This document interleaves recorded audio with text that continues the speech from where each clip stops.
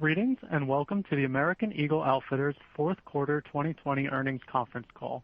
At this time, all participants are in a listen-only mode. A brief question-and-answer session will follow the formal presentation. If anyone should require operator assistance during the conference, please press star zero on your telephone keypad. As a reminder, this conference is being recorded. It is now my pleasure to introduce your host, Judy Meehan. Thank you, Judy. You may begin. Good afternoon, everyone. Joining me today for our prepared remarks are Jay Schottenstein, Executive Chairman and Chief Executive Officer, and Mike Mathias, Chief Financial Officer. In addition, Jen Foyle, Chief Creative Officer for AEO, Inc., and Aerie Global Brand President, and Michael Rempel, Chief Operations Officer, will join us for Q&A. Before we begin today's call, I need to remind you that we will make certain forward-looking statements.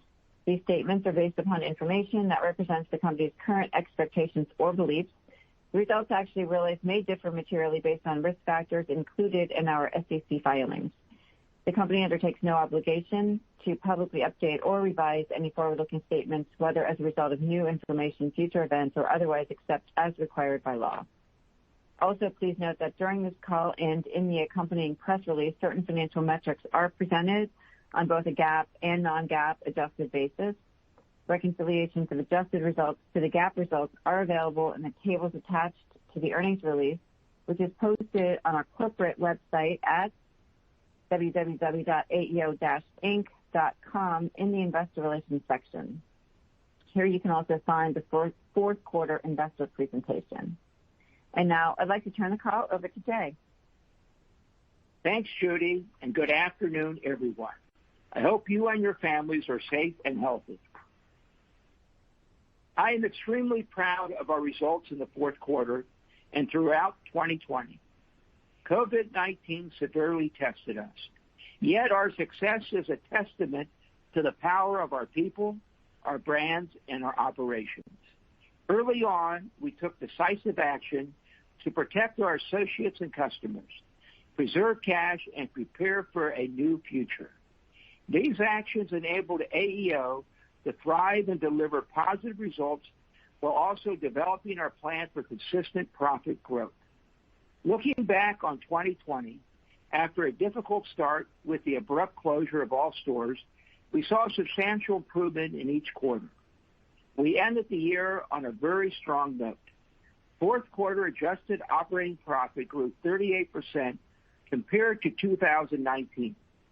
This is a remarkable achievement in the face of a pandemic-related traffic pressures in stores.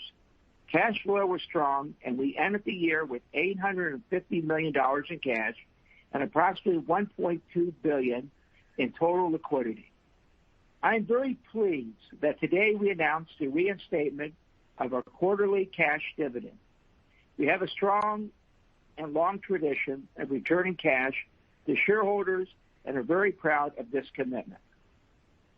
Last year, we also spent time preparing for a new future and developing our Real Power, Real Growth value creation plan. As you heard at our investor meeting in January, our strategy is centered on 5 key pillars, which we believe will support top-tier financial results over the next few years. I will briefly discuss each of these now, as well as initial progress in each area. Our first pillar is to double Aerie to $2 billion in revenue by 2023. Aerie had an exceptional 2020.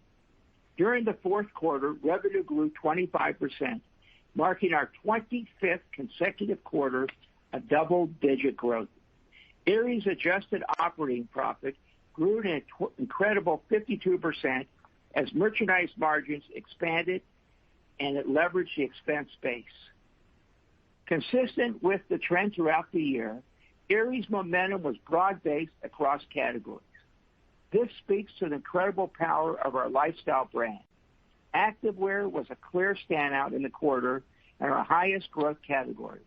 In July, we consolidated our active assortment into a new sub-brand, Offline by Aerie, as part of our strategy to maximize our potential in this exciting growth category. We have been extremely pleased with the customer response. In addition to Offline's strong growth, our data shows the sub-brand is attracting new customers to the Aerie brand.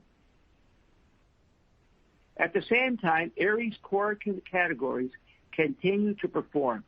For example, intimates grew at a double-digit rate in the fourth quarter, led by bralettes and undies.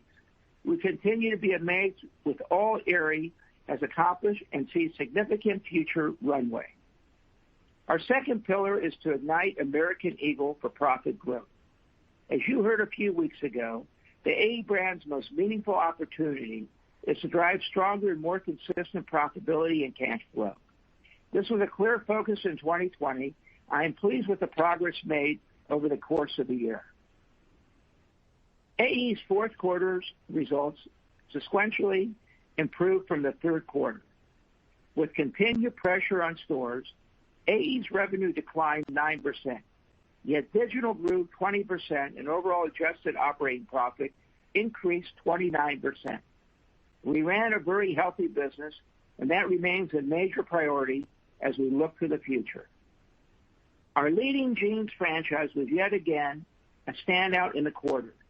We gained share even as we meaningfully reduced holiday promotions and saw AUR growth. AE continues to introduce product-focused marketing campaigns that showcase our relatable and positive spirit.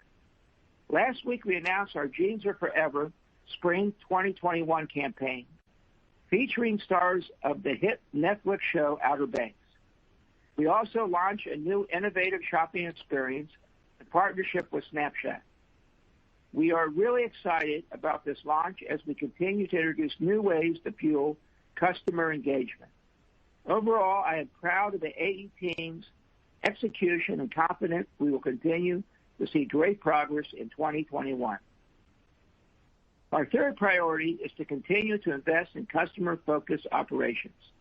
The digital fulfillment capabilities we developed over the past year were critical during the holiday.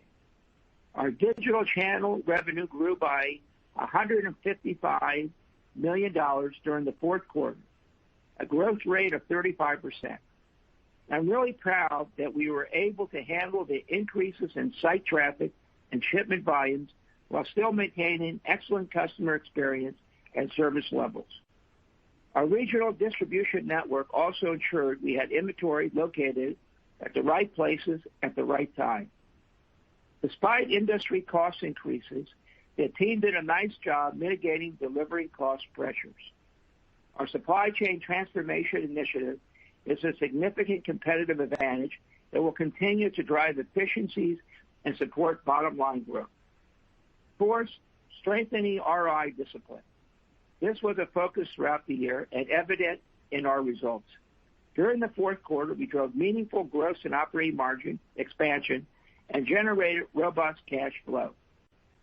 This performance reflects strong inventory optimization and expense management, which will remain major priorities. In addition, we will continue to invest in our growth businesses as I see more opportunity for AEO than ever before. Finally, our fifth pillar is to embrace the power of our people, culture, and purpose. At AEO, we are a purpose-led company with enduring brands and inclusive and optimistic culture. There's a lot of great work going on across the company.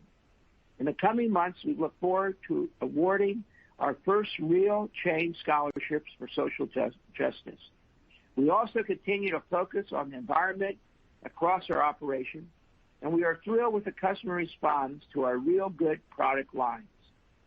In closing, although we still face an uncertain macro environment, we are entering 2021 with great momentum, and I am optimistic about the future.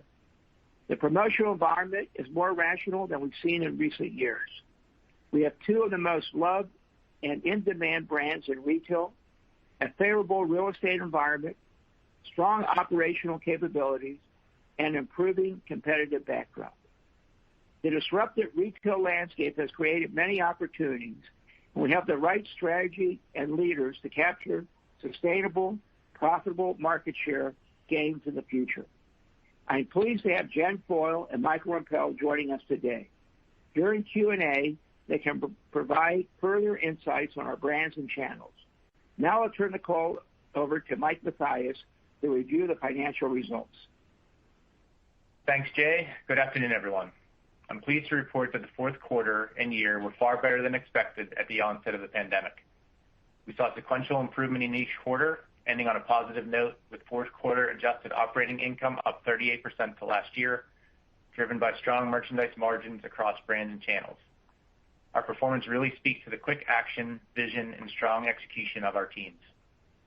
In the fourth quarter, total company revenue declined 2%, with strong online sales mostly offsetting declines in stores. Digital revenue rose 35%, with Aerie up 75% and AE up 20%. Online sales for the quarter and the year represented approximately 45% of our total mix, increasing significantly from 29% for the full year 2019. Digital KPIs were very strong, with double-digit traffic growth, improved conversion, and a high single-digit increase in AUR. Our focus on tightening assortment breadth and optimizing inventory levels enabled us to control promotions and drive greater full price sell-through. Store channel revenue decreased 20%, reflecting mall traffic declines. As anticipated, store revenue declined across both brands as we lapped high-volume seasonal store events like Black Friday and Super Saturday, which were meaningfully impacted by the pandemic. We also dealt with the impacts of store closures across Canada, California, and other regions that reduced total selling days by 6% relative to last year's fourth quarter. Continuing a trend throughout the year, these pressures were partly offset by strong conversion in AUR. By brand, Aerie continued to demonstrate strong momentum. Revenue increased 25% to $337 million in the fourth quarter. Comparable sales grew 29%, building on a 26% increase last year. With AE's greater store penetration, the brand was more affected by the store channel headwinds. However, we were pleased to see improvement from the third quarter. Brand revenue declined 9% to $943 million. AE comparable sales declined 8%. Total AEO gross profit dollars increased $32 million or 8% during the quarter, and gross margin expanded 300 basis points to 34%. Merchandise margins expanded significantly, reflecting the benefit from continued promotional discipline and our inventory optimization initiatives. Our product assortments were well received, which enabled higher full price selling. As Jay mentioned, rent leveraged as a result of negotiated savings and benefits from recent impairments. Offsetting this, we saw higher delivery, distribution, and warehousing costs, as well as higher incentive compensation. Yet the impact of delivery cost pressure was less significant than expected, reflecting strong execution and efficiency benefits from new fulfillment capabilities. SG&A expense increased 2% due to higher incentive compensation. This was better than our expectation due to our ongoing focus on expense management across labor and other store-related costs. In the absence of incentive compensation, SG&A would have declined 4%. Adjusted operating income of $106 million increased 38% compared to last year. Adjusted operating margin of 8.2% expanded 240 basis points. Adjusted EPS was 39 cents per share in the quarter. Our diluted share count was 197 million and included 26 million shares of unrealized dilution associated with our convertible notes. Now some detail on our brands. I'm really pleased to see both brands generate strong increases in operating income, which is a testament to our ROI mindset and strategic execution. American Eagle adjusted operating income increased 29% to $145 million despite the revenue decline. Adjusted brand operating margin improved 450 basis points to 15.4% due to merchandise margin expansion and rent savings. While we have made incredible progress at American Eagle, I want to underscore that there is still meaningful opportunity for future profit improvement. Aerie adjusted operating income grew 52% to $48 million. Adjusted brand operating margin expanded 250 basis points to 14.3%, reflecting merchandise margin improvement and expense leverage from revenue growth. Corporate unallocated expense increased 28% to $87 million, primarily due to incentive compensation. Ending inventory was down 9%. American Eagle inventory declined 21% due to continued inventory optimization initiatives, as well as lower end-of-season clearance. Aerie's inventory increased 10% to support demand growth, though clearance was lower to last year. We are very pleased with our inventory discipline during 2020, which has validated my long-held view that we can meet customer demand and deliver an exceptional experience while generating higher returns on inventory investments. This work is ongoing, and I believe will have a material impact on our profit improvement over the next several years. Our balance sheet was an advantage during 2020 and continues to strengthen. During the fourth quarter, we generated $213 million in operating cash flow and ended the period with $850 million in cash and short-term investments. At year-end, our total available liquidity, including our undrawn revolver, was approximately $1.2 billion. Our only debt currently outstanding is our convertible note. As Jim mentioned, we are pleased to reinstate our dividend and have also unsuspended our share repurchase program. In 2021, we expect capital expenditures of $250 to $275 million, which is up from $128 million in 2020 and in line with the average annual target we shared at our investor meeting. We will continue to actively monitor our store fleet. We closed 57 total locations in 2020, including over 50 American Eagle stores. The sales and customer transfer rates from these locations will inform our decision-making around our 2021 lease expirations. The vast majority of our 2020 store renewals were for 1 year, so we have significant flexibility, including almost 450 leases expiring this year. We expect to continue to negotiate material rent savings and plan to open approximately 60 area locations, including 25 to 30 offline stores, which will be a mix of standalones and Aerie side-by-sides. At our Investor Day in January, we laid out a path to $5.5 billion in revenue and a 10% operating margin by 2023. Our back half results increase our confidence in these goals, and we expect to make continued progress in the coming year. Looking ahead, we are pleased with how we started the year and expect our 2021 results to put us on a strong path to our 2023 targets. Yet the operating environment remains uncertain, so we are not providing annual guidance at this time. Regarding the first quarter, we expect revenue and operating income to exceed our results from the first quarter of both 2020 and 2019. In closing, we began implementing our go-forward strategies to drive Aerie's growth, optimize AE's profitability, establish leading capabilities, and continue to focus on investment returns. Our strong performance during the fourth quarter is a key proof point that validates our approach and strengthens our confidence in our future opportunity. With that, we will open it up for questions. Thank you. We will now be conducting a question-and-answer session. If you would like to ask a question, please press star one on your telephone keypad. A confirmation tone will indicate that your line is in the question queue. You may press star two if you would like to remove your question from the queue. For participants using speaker equipment, it may be necessary to pick up your handset before pressing the star keys. In the interest of time, we ask participants to limit themselves to one question and one follow-up. One moment, please, while we poll for questions.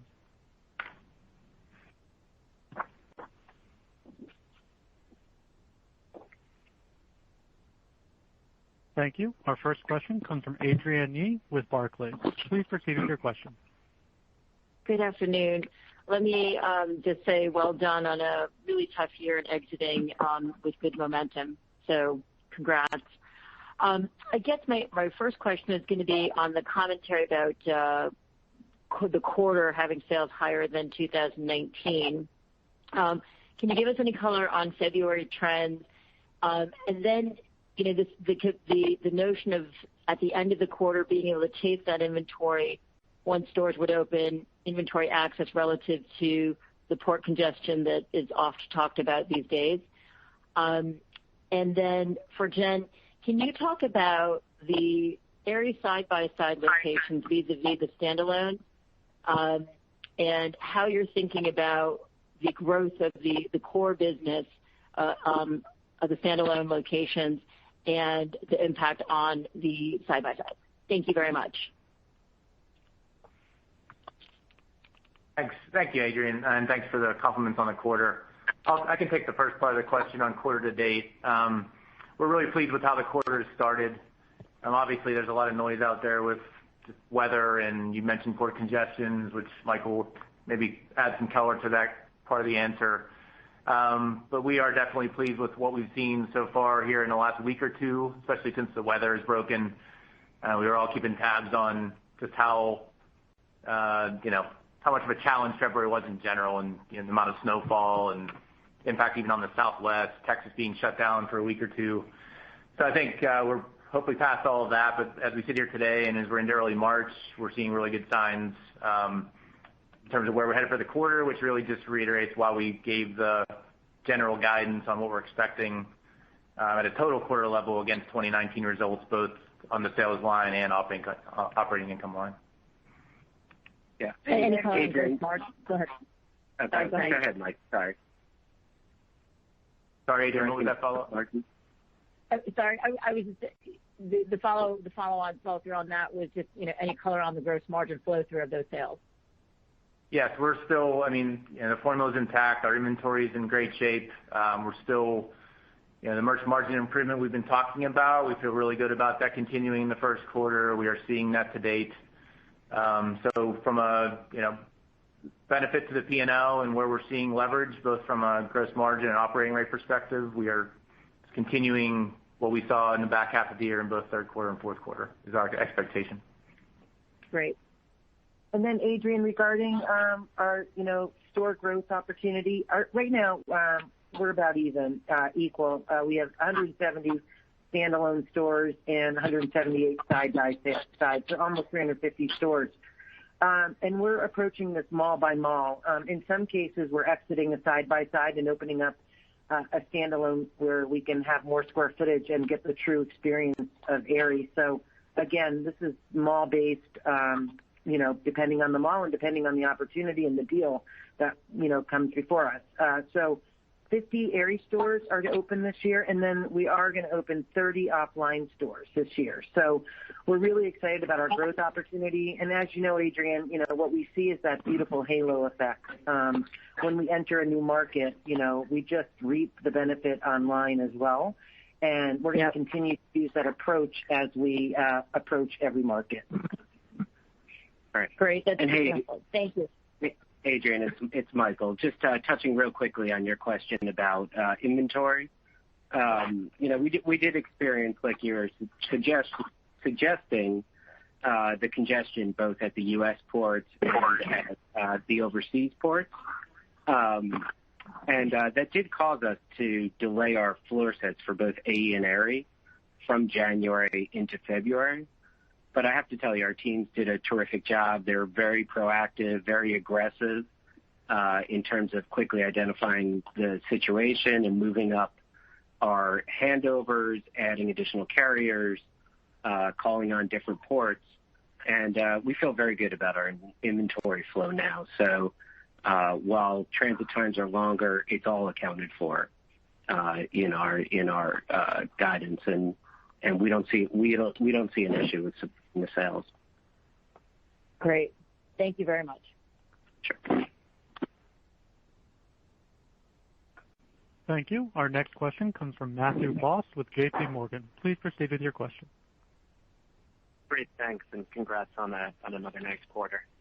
Thanks, Matt.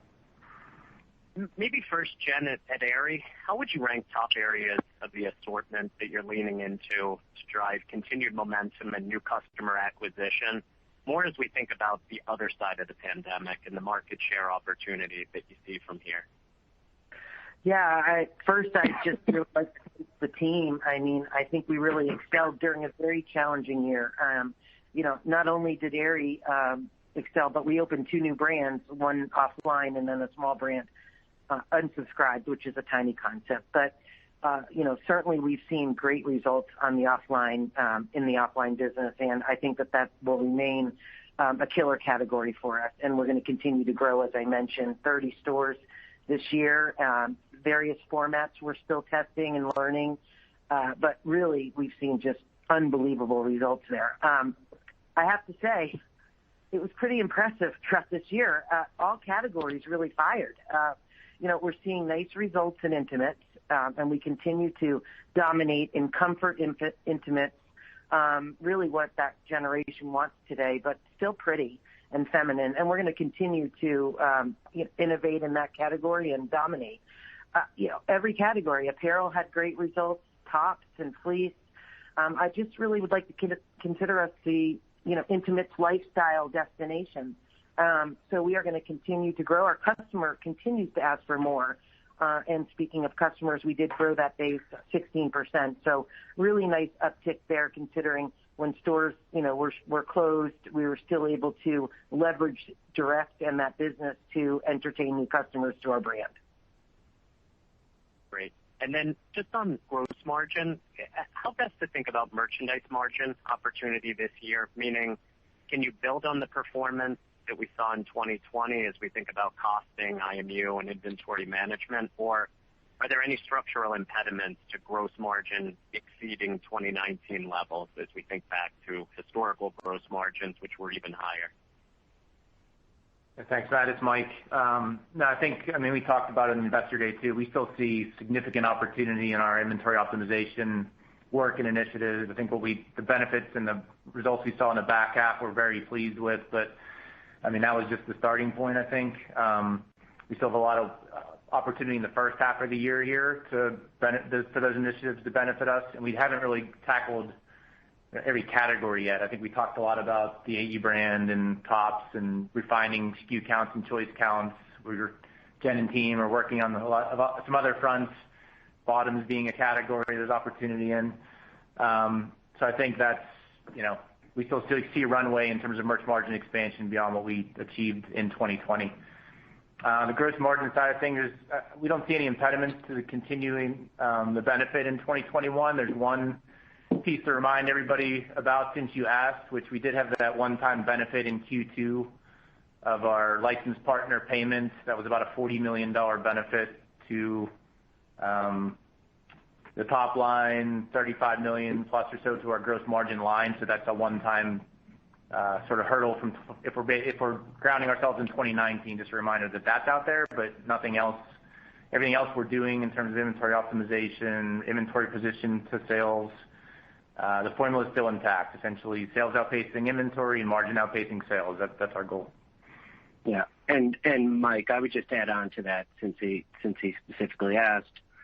We do see markup as a benefit, at least through back to school right now. So despite higher shipping costs, we feel very good about our ability to achieve higher markups through the first 3 quarters of the year. Great. Congrats again. Thank you. Thank you. Thank you. Our next question comes from Oliver Chen with Cowen and Company. Please proceed with your question. Hi, thank you very much. Great quarter. Looking ahead with inventory management and the opportunities you have there, what's some of the lower hanging fruit, particularly as you think about localization and making sure the digital and physical inventory is where you want it? Would also love your takes on the AE tops, men's and women's, and contrasting the opportunity between men's and women's and just where you are with your roadmap to continue to innovate there. Thank you. Okay, Oliver, I'll take the first part of your question about inventory management. Obviously we've talked extensively about our supply chain transformation, the nodes we set up, and the potential that has. And what I would tell you is we're very pleased with our results in fourth quarter. We did deleverage delivery expense, but we deleveraged less than we had expected to because we had that inventory closer to customers and because we had more consolidated digital shipments. And really, like Mike was saying, we feel like we're just scratching the surface. When you look under the covers of that strategy, there's a lot that we could do better and that we're going to do better in the coming years. So making sure we have better in stocks by store, by size, even though we're doing it on less inventory, making that inventory so much more productive and profitable. So, we feel great about that. We're expanding our same-day pilot that we did in fourth quarter to 50 markets over the next few months. And again, it's another great opportunity for a business like ours that has strong digital channel, strong stores channel to leverage both to provide great experiences for customers. So there's a lot on our roadmap. Inventory productivity is top of mind, but there's a lot that we're going to do also to dramatically improve the customer experience. And Jen, do you want to take the question on tops? Sure. Yeah, thanks, Oliver. How are you, Oliver, by the way? Nice to hear from you. So tops, near and dear to my heart, Oliver. let me just go back. When I started in September, I want to first say that I'm just so impressed with the AE team and the talent that really resides on that team, from design to merchandising. Full throttle, I really have been more than impressed. And look, men's was underway over a year and a half ago. We really buckled down there and really looked at, really getting back to key items and famous for items. And we are just really seeing nice results from that hard work with the team. Fast forward on to women's, and let me start with bottoms first, because where there's a great bottom, there's always a great top. And we've really realigned the team so we're really thinking full outfitting, Oliver. That's one first shift that we've made that I think is really important, and also brought in some new talent, a new woman to run merchandising who we're thrilled with, Renee Branches. So really excited with that move. And with that, going back to denim, back in September, we started to see a shift in bottoms, Oliver. We're seeing looser fits, more fashion. I would just say we're getting into a little bit of a fashion cycle here, maybe a bigger fashion cycle. We've done a nice job. That bottoms team, Oliver, really tests and scale. Denim just is a true machine, and I think we're underway to really have a great balanced bottoms assortment. So that said, we're going to have those tops that really work with the bottoms. And really, that's how we're going to look at it, Oliver. We're really getting back to best practices in women's too. That would be key items again, just great quality. I'd like to say we're headed into a fashion cycle, Oliver, but that said, we're not going to turn our back on the quality and the value price that we're known for in American Eagle.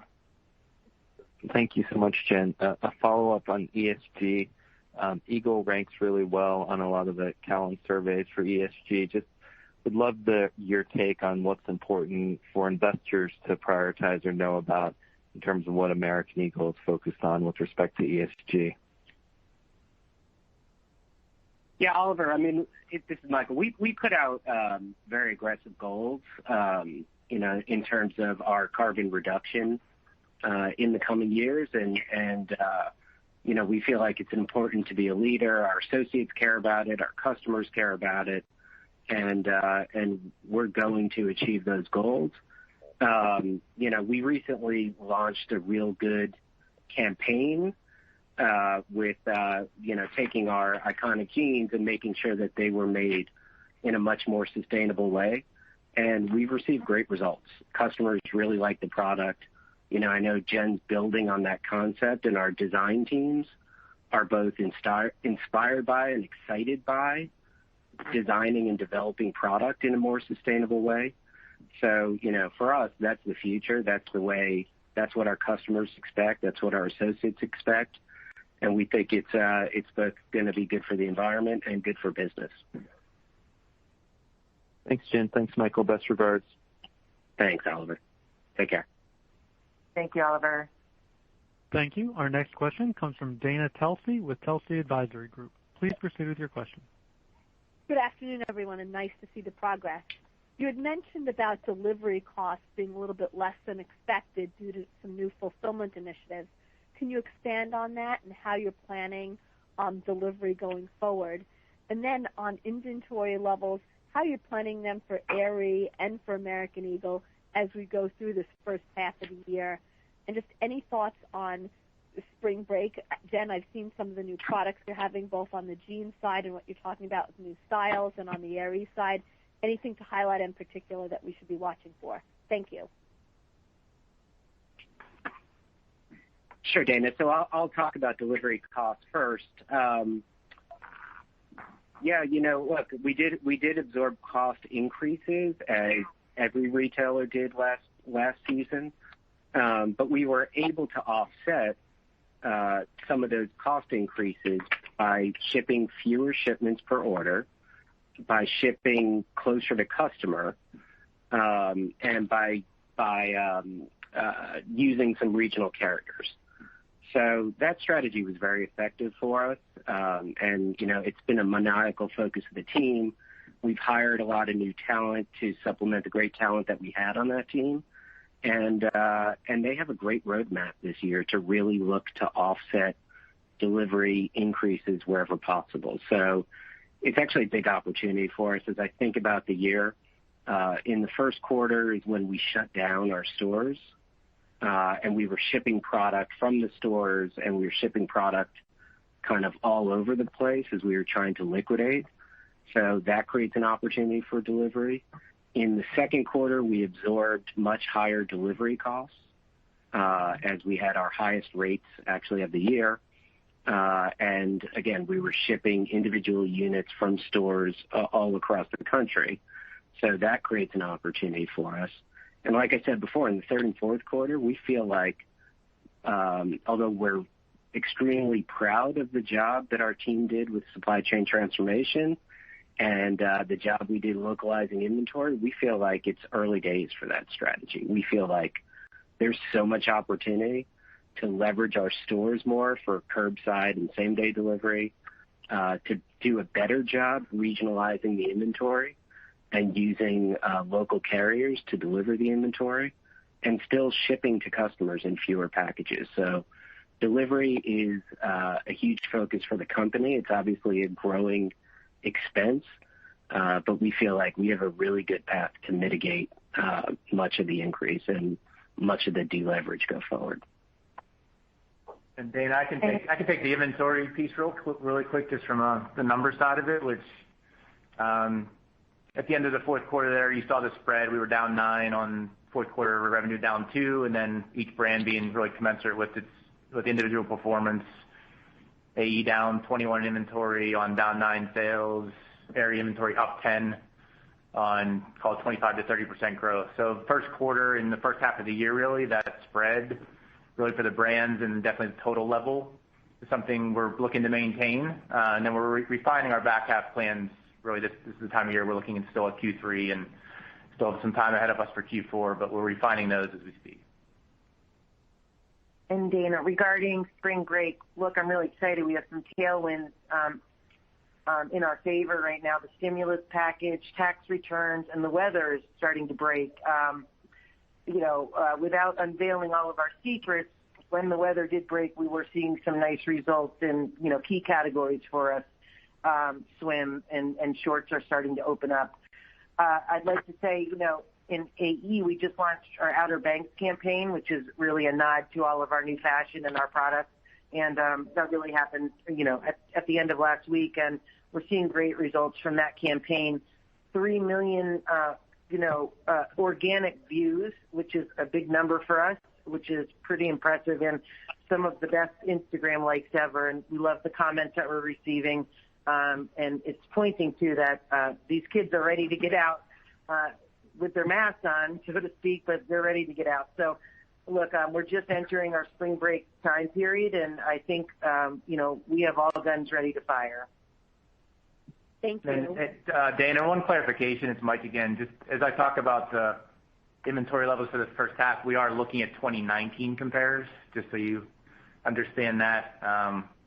Both on the not only revenue but inventory as well. Obviously, our 2020 inventory for Q1 and Q2 was probably not a good benchmark to look at with all the activity once the pandemic hit. So those are to 2019 inventory compared also. Thank you. Thank you. Our next question comes from Janet Kloppenburg with JJK Research Associates. Please proceed with your question.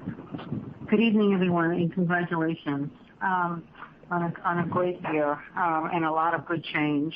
First, Jen, if you could talk a little bit about this fashion shift. I'm hearing about it as well, and maybe how it pertains to jeans and any change in styling there, how you're positioned, and if you're starting to see a spend shift away from comfy casual to a little bit more dress up and go out. Love to hear about those trends.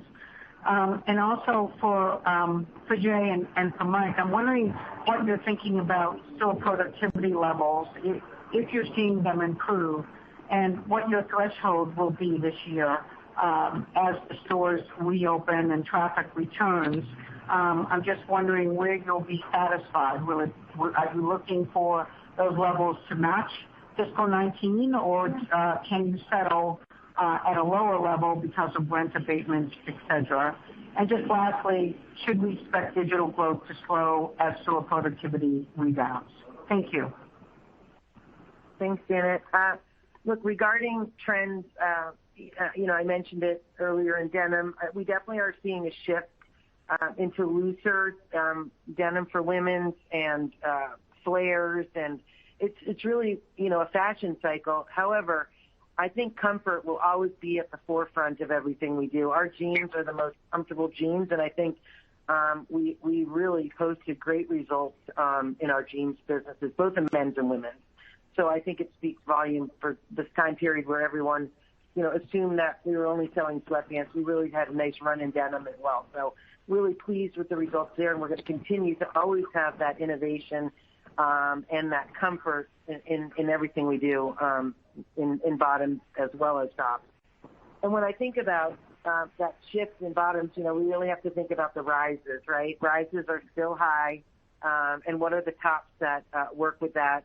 And certainly fashion tops we're getting hints of it, and we're seeing some nice results. And again, we're always going to make sure that our assortments are balanced, with our key items and the right fashion. And then, in Aerie, look, the stars were certainly aligned with the pandemic and what we stand for, lounge.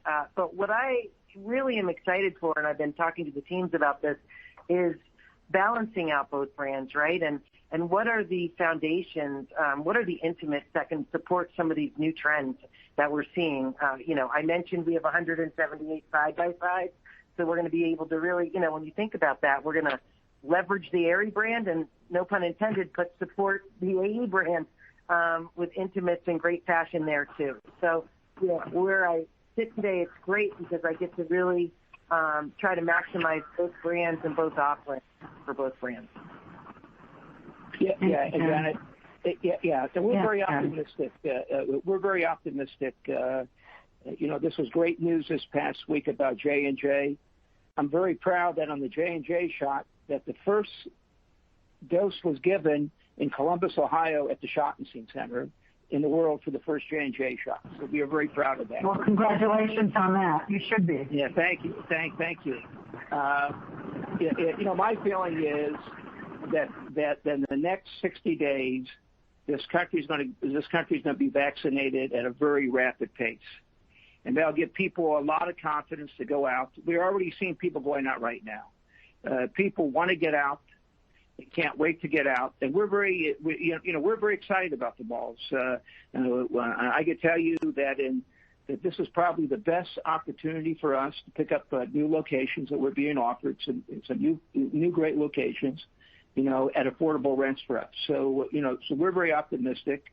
I believe that in the next few months things will start getting back to normal, and then I think going into next year, we're going to see a boom in this country. It's going to be like a roaring 20s. You're going to see a lot of excitement. You're going to see people getting out and look. And our challenge would be is get people good enough experiences that they want to shop with us. And at the same time, people getting more and more used to digital. It's part of life today, and the last several years, if you look at the online business, it keeps growing. It hasn't gone down. Yeah. Mike, yes. Okay. I would just say, it goes without saying, but I think change of trend in bottoms is great for the A business. So anything that gives people a reason to go out and refresh their bottoms wardrobe, should be really, really strong for the A business. And I know Jen and Chad and their teams, they're all over it. Okay. And just lastly, any concerns around cotton pricing right now? No, I mean, it's definitely something that we're watching. Like I said, we feel good about all the prices that we have locked in through back to school, but there's definitely raw material cost increases that we're dealing with. We are trying to book early platform fabrics and yarns and fibers whenever we can. There's some merchandising strategies that are helping us also. So Jen's strategy of narrowing the assortment and being narrower and deeper actually gets rid of a lot of the fringe styles that cost more, that had lower markups, and that were less productive. So, we're watching cotton. We're taking aggressive action to try to mitigate increases. But, it's definitely something we're paying attention to. Lots of luck, everyone. Thank you. Thank you. Our next question comes from Simeon Siegel with BMO Capital Markets. Please proceed with your question. Thanks. Good afternoon, everyone, and nice cap to the year. So obviously great revenue growth for Aerie. Just a quick clarification. Can you just speak to the sales to comp spread? I'm just trying to think through. I'm assuming I'm missing something, but why is revenue growth lagging comps with the new stores? And then similarly, I guess, Mike, can you help us understand the Aerie impairment charges that are going on? What are those? How do you think about them go forward? And then I just had a quick follow-up on international. Thank you. You still have to remember one thing. We're still operating in most of our stores at a 50% capacity. In some states, we're operating at 25% capacity. There's still a pandemic going on. That even though we're optimistic and we're excited and we're seeing great progress, we're still in the middle of the pandemic.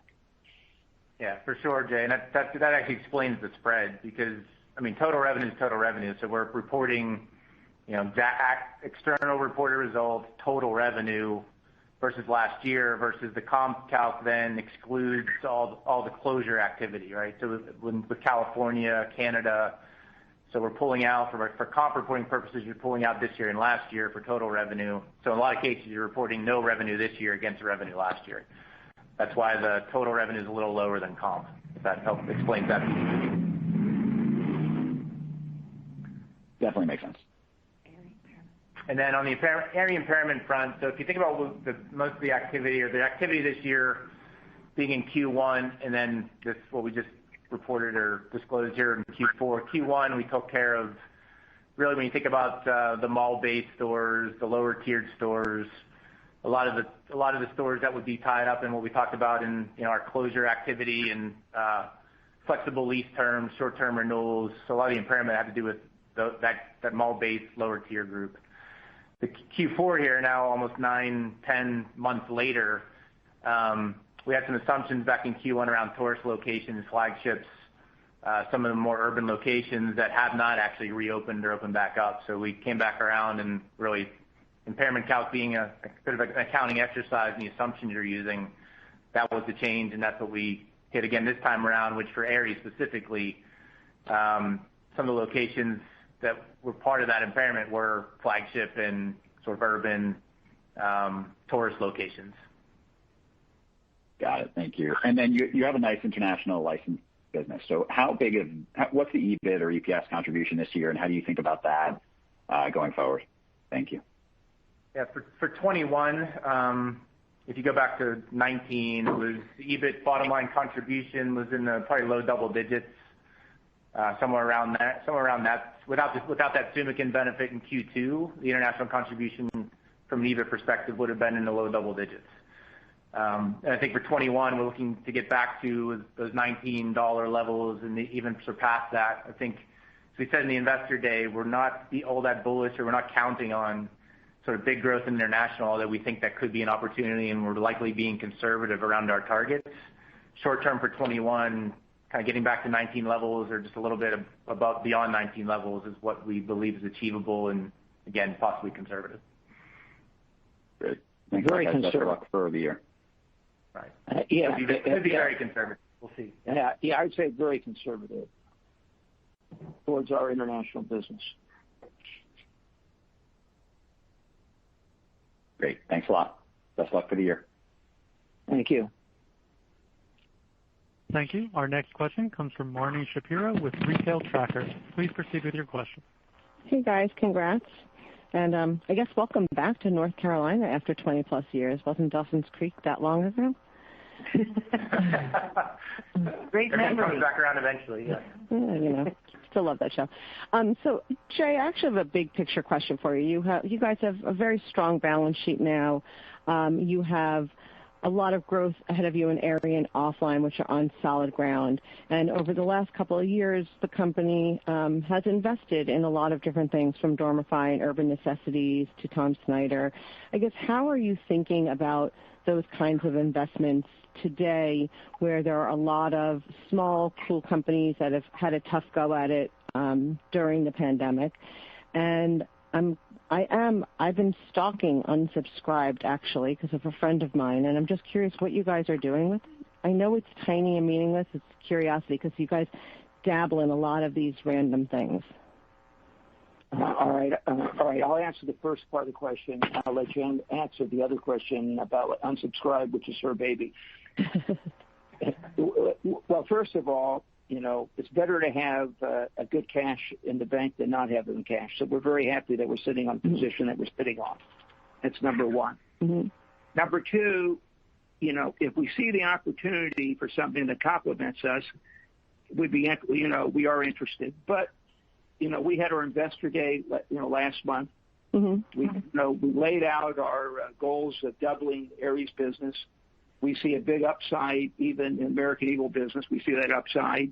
We even have a czar appointed. We call it our strategy czar, to make sure that we stay focused. And I think you can hear on this call the way that Jen answers the questions, the way that both Mikes answer the questions, is that they're very focused on the initiatives that we're doing. We believe that if we do what we have right now in our wheelhouse, we could create tremendous shareholder value.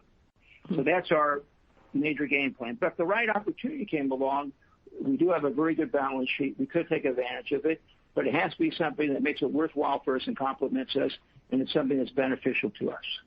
And have the ones you've invested in been successful in your view, like Dormify or Urban Necessities? Have they been successful? Well, Urban Necessities was a test store. Yeah. And look, it showed us a lot of things. Whether we operate or not, we learned a lot of things from it. Mm-hmm. Dormify we're still working with. Mm-hmm. We have Todd Snyder that we think has a good opportunity too. OFFLINE was something that we experimented on, and I think OFFLINE is going to be very big. I mean, mm-hmm. big up for OFFLINE. And Unsubscribed, I'll let Jen talk to that, but that has an opportunity too, because it's been very well received. Jen? Yes, we opened up during the pandemic. Our first store is in East Hampton, and we do open up another store in Westport at the end of this month. So we're on track for that opening, slightly, a little tiny delay, but we're excited about that opening in Westport. Mm-hmm. Look, Unsubscribed was concepted, after all this fast retail, and, just really understanding this next generation, what they're going to be, craving. We felt like there was room for, what we call slow retail, right? Thoughtful retail, slow fashion, upcycled, recycled. Everything has a nod to whether it's a third-party artisan or vegan or you name it. We really try to make sure that everything in that store, and we're not 100% there, but our plan is to get 100%. Is green and organic and all the things that are happening right now. And look, our results have been great. The product looks amazing. The team was just out there yesterday. We just received our new spring delivery. It looks amazing. Dara and team were out there working the store, and the customer response has been amazing. So we're really proud of that little concept. And look, we've leveraged the team to launch this brand. So right now it's not, and we don't find it disruptive at all. In fact, it's complementary because it's a little higher end, and we can learn there and learn, and test and scale for our other brands. But again, we're going to really open up gracefully with that line. It's definitely not the opportunity right now that we see in OFFLINE. And when I looked at the numbers year to date in OFFLINE, it's spectacular. And I hear some other numbers in the business out there and some competitors, and we know that this is a brand that really is going to resonate with the customer. The store, I can't wait to get those stores open and get back to normal business again, because I think the OFFLINE stores, it's special. Now, so we hit our $1 billion mark, and right on time. And now of growth, we have our eye on the prize on that $2 billion growth, and that team, Abby and team, they're ready. So, we're going to remain humble along the way, but we're pretty excited about these opportunities. That's great. What's the size of the offline stores? Also to add, like we're going to have a special celebration this Friday with the Aerie team to celebrate that $1 billion mark. Oh, that's so cool. What's the size of the offline stores that you're building on average? So we're still in the process of testing various formats. So we're about to open up a shop within shop on Greenwich Avenue. We have a side by side. So we're actually still playing with the perfect square footage, but we're in the zone of 2,500 square feet, I should say, 2,500, 3,500. Brilliant. Best of luck, guys. Thanks. Thank you. Thank you. Our next question comes from Kate Fitzsimmons with RBC Capital Markets. Please proceed with your question. The results. I guess, Jay or Jen, I guess speaking about this fashion cycle that you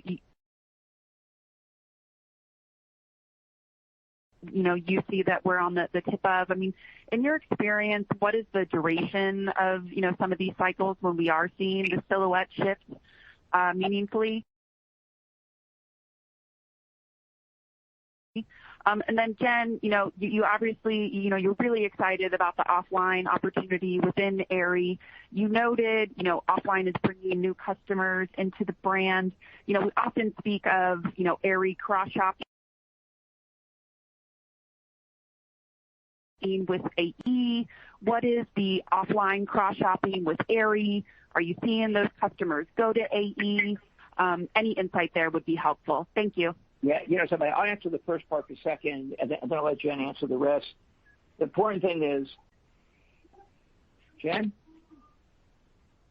Yeah, I mean, I have to say, I think I'm aging myself when I say this, but one of my first, when I was at the Gap, I saw this fashion denim cycle.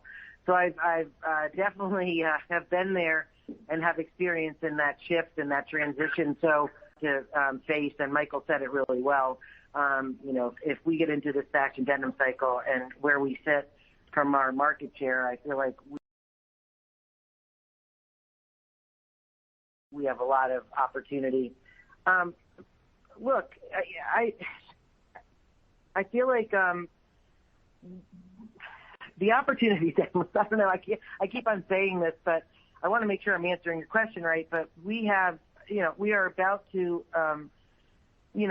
embark on a fashion cycle. But again, I think longevity also have a nod to timeless.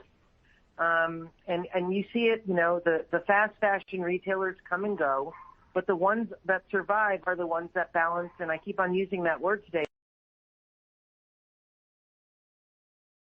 but really have that assortment that's well oiled, that we still have our key items and our focus and really able to leverage those items and drive, our profits and our IMUs and our,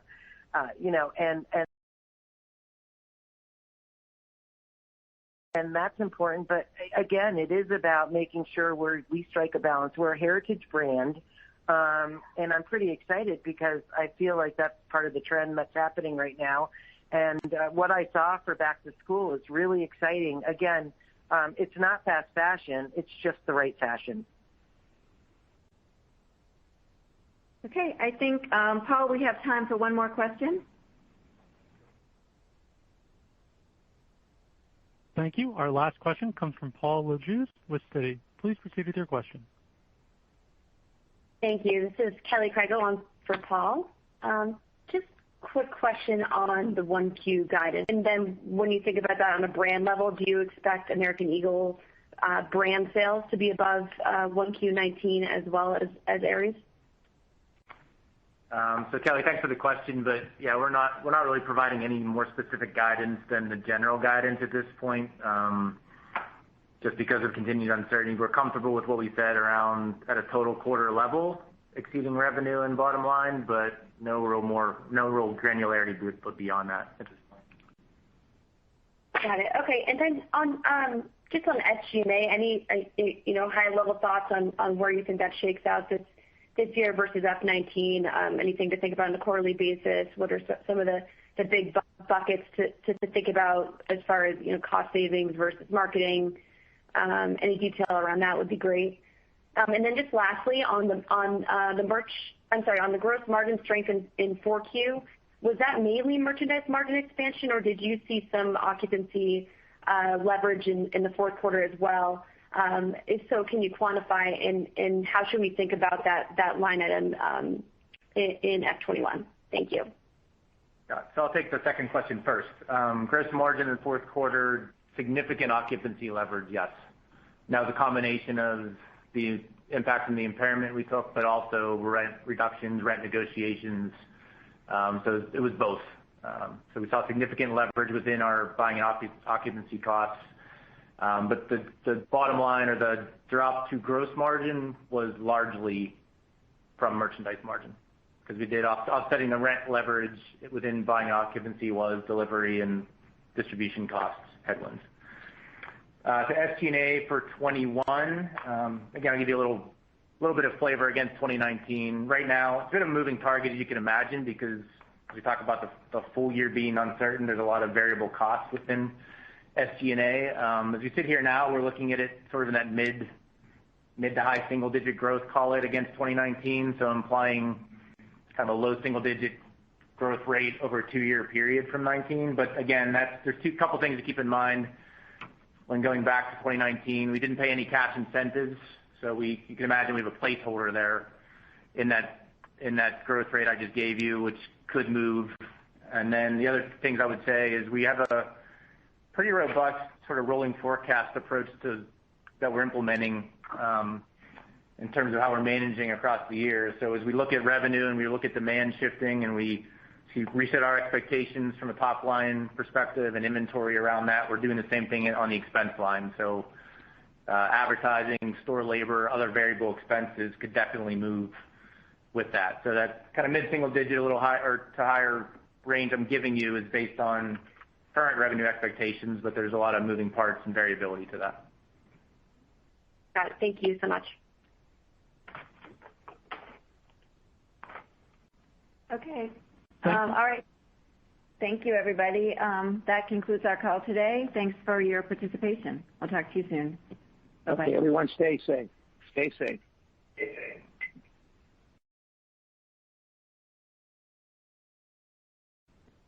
This concludes today's conference. You may disconnect your lines at this time. Thank you for your participation, and have a great day.